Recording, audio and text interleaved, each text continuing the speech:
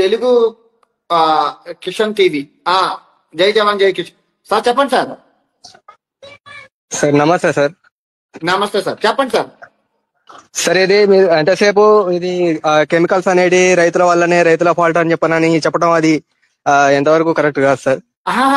Last ఆయన మనకి ఆ పాయింట్ రీచ్ చేశారు. ఈ సర్టెన్ పీరియడ్ కొట్టమనంటే వాళ్ళు ఇంకా పెంచుకుంటూ పోతున్నారని చెప్పాడు ఆయన, ఒక డాక్టర్, ఆర్గానిక్ పురుగుల ముందు డాక్టర్ కాబట్టి ఆయన చెప్పారు. మీ వెర్షన్ మీరు చెప్పండి. అయితే హరిత విప్లవం స్టార్ట్ అయింది 1965 లోపల. అప్పుడు ఇందిరాగాంధీ హయాం లోపల కూడా 7 ఏళ్ల కరువు చూడవలసి వచ్చింది. అయితే అప్పటికి మనకు సరిపడా ఆహారం ఉంది. కాకపోతే ఏంటంటే ఆహార నిల్వలు లేవు. ఏ దేశమైనా సరే ఏ సంక్షోభాన్నైనా ఎదుర్కోగలదు, కానీ ఆహార సంక్షోభాన్ని ఎదుర్కోలేదు. అందుకొరకని స్టార్ట్ అయిందే ఈ హరిత విప్లవం. అయితే ఎప్పుడైతే రెండో ప్రపంచ యుద్ధం ఆగిపోయిందో వాటి మనగడ ప్రశ్నార్థకం అయిపోయి ఎలాగైనా సరే ఈ రైతులకు కెమికల్స్ సప్లై చేయాలన్న ఉద్దేశంతో వాళ్ళు ఈ గ్రీన్ రివల్యూషన్ కు పెద్ద మొత్తంలో ఫండింగ్ చేయడం జరిగింది. వాళ్ళు ఎవరంటే మాంటెస్సో, రాక్ఫెల్లర్, అలాగే ఫోర్డ్ ఫౌండేషన్, ఫోర్డ్ కంపెనీ వాళ్ళు పెద్ద మొత్తం లోపల ఈ కెమికల్ ఫ్యాక్టరీ లోపల పెట్టుబడులు పెట్టారు. అయితే వాటి మనుగడను సాగించడం కోసం మన దేశం లోపల ఫండింగ్ కూడా చేయడం జరిగింది.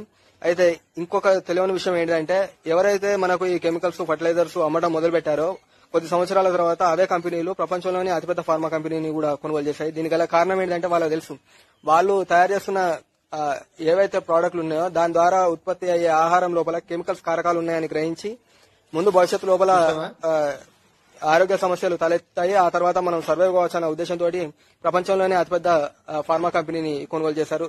అది రాక్ఫెల్లర్ ఫౌండేషన్. అయితే ఈ గ్రీన్ రివల్యూషన్ తతంగాన్ని మొత్తానికి ఈ ఎంఎస్ స్వామినాథన్ గారు ముందుండి నడిపించడం జరిగింది.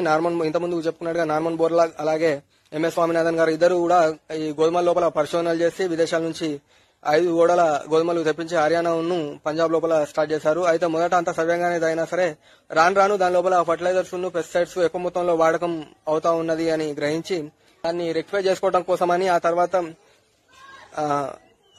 పెద్ద మొత్తం లోపల రైతుల ఆత్మహత్యలు ఇవన్నీ గ్రహించిన ఎంఎస్ స్వామినాథన్ గారు ఎవర్ గ్రీన్ రెవల్యూషన్ కూడా స్టార్ట్ చేయడం జరిగింది. అంటే సుస్థిర వ్యవసాయ విధానం, అంటే సరైన మోతాదు లోపల కెమికల్స్, ఫర్టిలైజర్స్, అలాగే ఇదివరకు ఏ విధంగానైతే సేంద్రియ పద్ధతి లోపల మనం సాగు చేసినామో వీటిని రెండింటినీ కలగలిపి ఒక సాగు విధానాన్ని తీసుకురావాలని ఉద్దేశించారు. అయితే ముందుగా అంత సవ్యంగానే సాగినా సరే ఆ తర్వాత రెండోసారి ఎవర్ గ్రీన్ రెవల్యూషన్ తీసుకొచ్చినప్పుడు దాన్ని సాగనివ్వలేదు.